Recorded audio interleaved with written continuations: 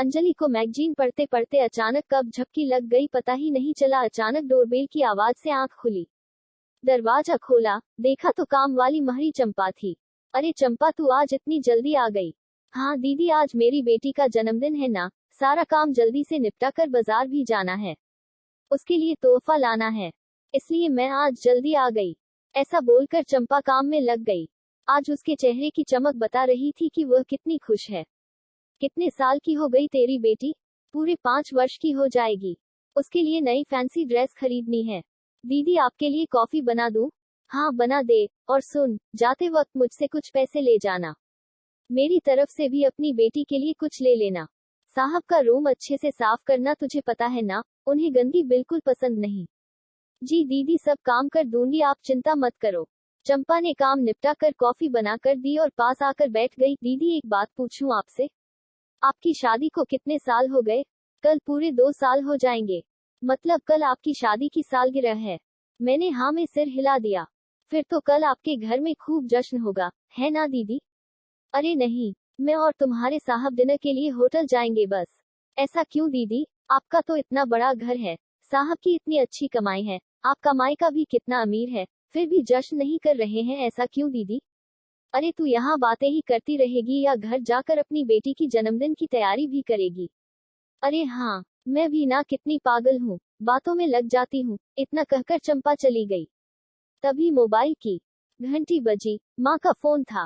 कहने लगी, अंजलि, तुम्हारी सालगिरह पर सेलिब्रेशन के लिए मैंने होटल बुक कर दिया है। और हाँ, मेहमानों की लिस्ट भी बना ली है। तू और भी किसी को बुलाना चाहे तो बुला लेना, ओके? नहीं माँ, मुझे कोई पार्टी वार्टी नहीं करनी है। प्लीज आप जिद मत करो। जिद मैं नहीं, तुम कर रही हो अंजलि। जो हुआ उसे भूल जाओ। पुरानी बातों को लेकर बैठी मत रहो। चुपचाप पार्टी के लिए हाँ कर दो, समझी?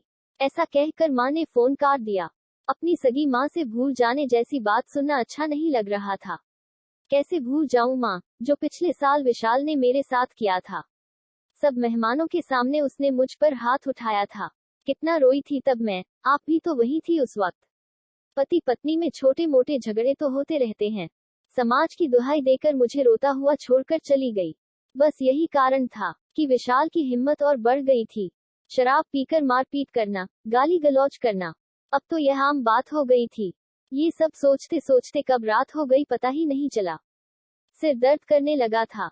तभी डोर बेल बजी। दरवाजा खोला तो विशाल थे।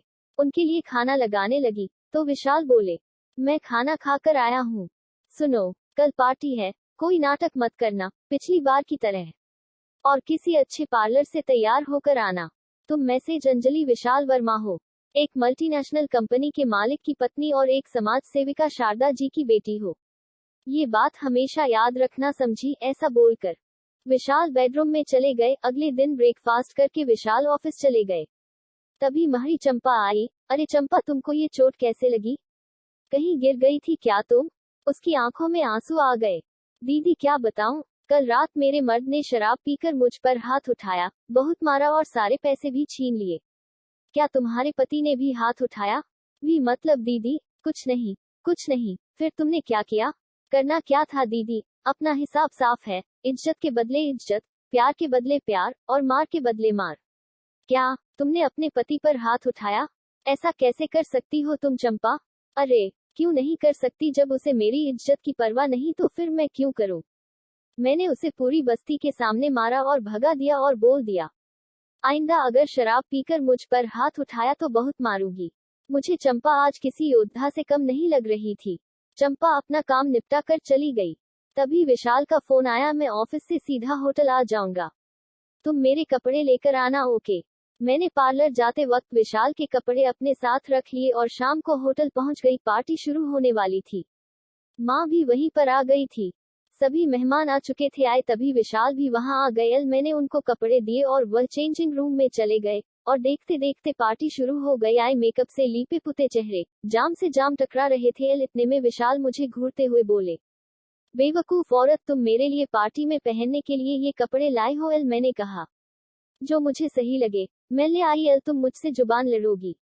अभी बताता हूँ तुम्हें। वह मेरा हाथ पकड़कर घसीटते हुए मेहमानों के बीच ले गए और सबके बीच उनका हाथ मेरे गाल पर आने ही वाला था कि ना जाने मुझमें इतनी हिम्मत कहां से आ गई। मैंने उनका हाथ पकड़कर झटक दिया और अपने दूसरे हाथ से उनको एक तमाचा मार दिया।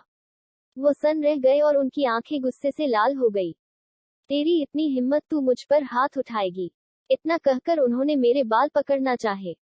मैंने डर कर बजाय पीछे हटने के 2 कदम और आगे बढ़कर उनको धक्का मार दिया और चुप रहने का इशारा करते हुए बोली, तू बहुत बोल चुका मिस्टर विशाल वर्मा, अब मेरी बारी है।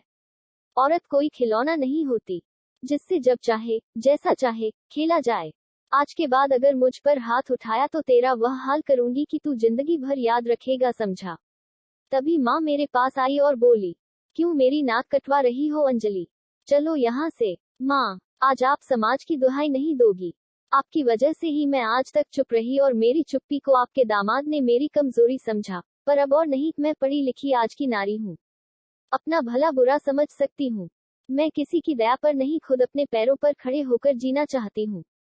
मैं वहां से निकल रही थी तभी मेरी नजर चंपा पर पड़ी। वह ताली बजा रही थी और उसकी आंखों में गर्व की चमक थी।